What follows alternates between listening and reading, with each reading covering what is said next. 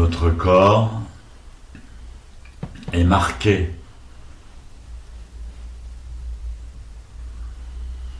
par des attitudes,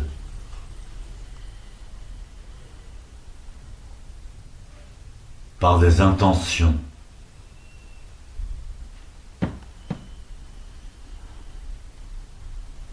par des peurs, par des mouvements de protection, ou par de l'agressivité.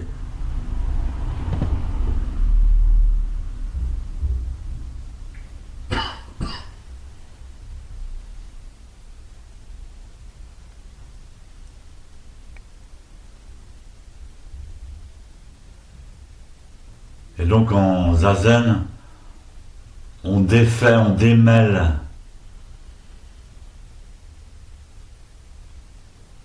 ces attitudes. On lâche.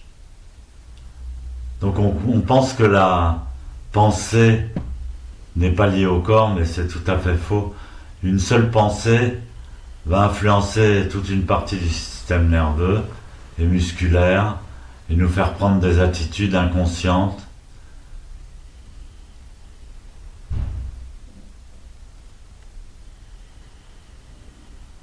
Alors il y a les attitudes anciennes, peut-être des attitudes qui datent de notre enfance.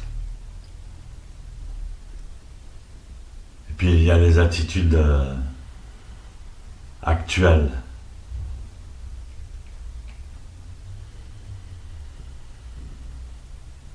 Les soucis, les envies.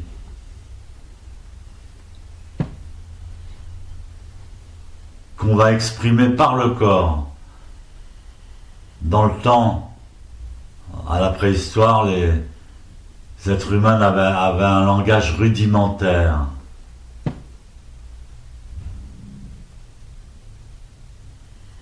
Et même leur langage ou leur onomatopée étaient plus des mouvements que des mots ou des idées intellectuelles.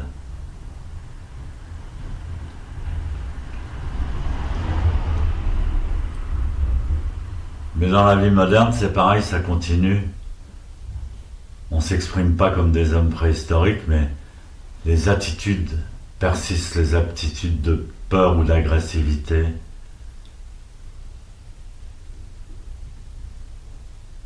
Et elle influence la posture. Ça influence la posture. C'est pour ça que dans le zen, quand je suis arrivé dans le zen, j'ai entendu l'enseignement de Maître Deshimaru. C'était le tout début où Maître Deshimaru était en France. Et il insistait tout le temps, il disait le plus important, la seule chose qui soit vraiment importante dans le zen, c'est la posture. Et pour nous, c'était des paroles étranges. En quoi la posture est-elle importante ?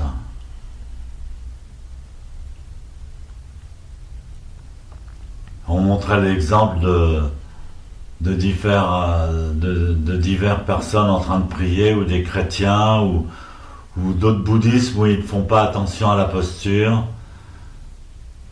Par exemple, ils laissent tomber la tête vers l'avant, ou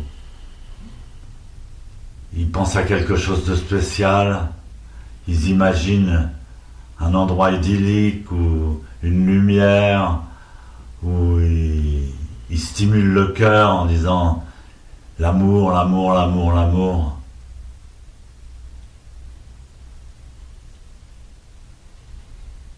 Mais là, c'était juste une posture physique. La posture du Bouddha, la posture de Zazen. Il n'y a pas d'idée derrière. Il n'y a pas de but. Il n'y a pas d'intention. Il n'y a pas de peur.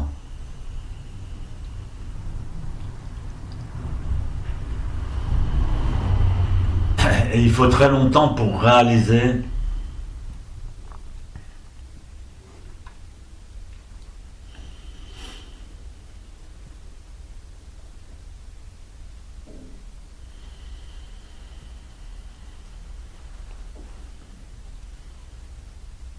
que la conscience et la posture sont un. Alors au début, quand on est débutant, on nous apprend les techniques, on nous apprend la technologie, en fait la technologie de la posture de Zazen. Les doigts doivent être comme ci, les mains doivent être comme ça, les coudes doivent être comme ça, la nuque doit être comme ça, le menton doit être rentré.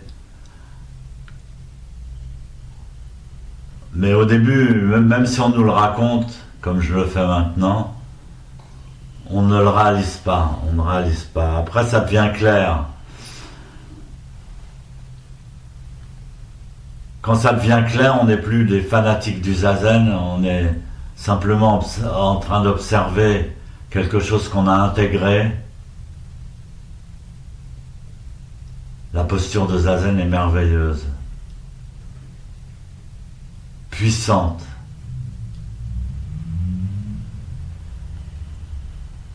Elle nous ramène aux conditions normales, aux conditions originelles. Elle nous aide à suivre l'ordre cosmique. Elle dissout tous les attachements.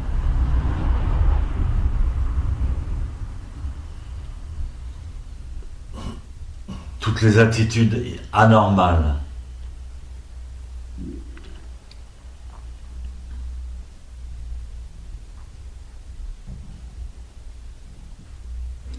Et Sensei disait souvent, le mérite du Zazen est infini.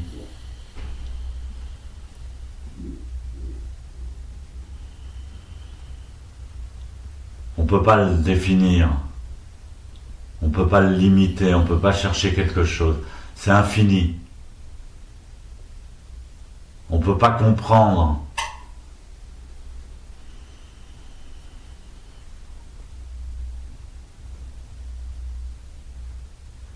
C'est un patrimoine, un trésor de l'humanité. Même quand on est malade, même quand c'est difficile, si on peut encore faire Zazen, ça nous aide beaucoup.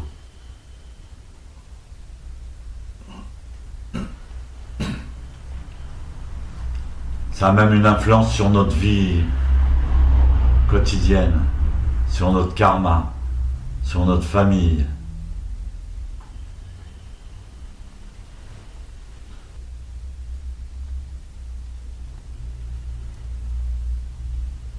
Alors à vous de découvrir ce qu'exprime véritablement les moindres détails de votre posture. Par exemple, la position des mains.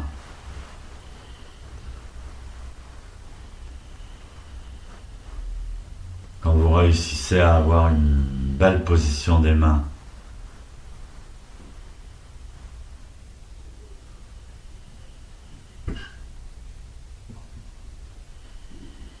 les pouces se joignent à l'horizontale, à l'aplomb des majeurs.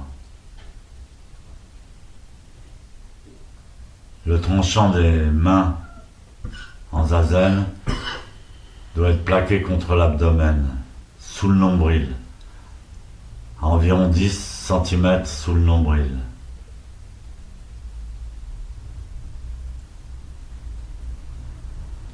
Tout ça, c'est important. Même dans le bouddhisme, il y a très peu de personnes qui attachent de l'importance à la position parfaite des mains.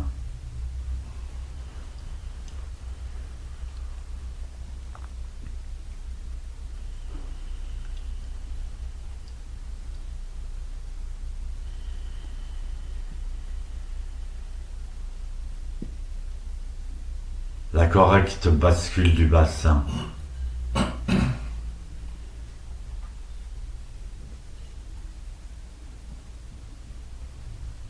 Surtout si vous faites le lotus, la position du lotus, vous aide à vous dépouiller du corps.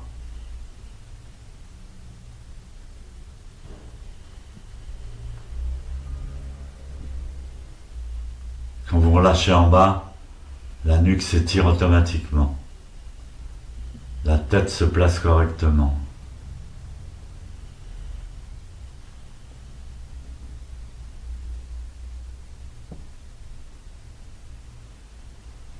La pensée se dissout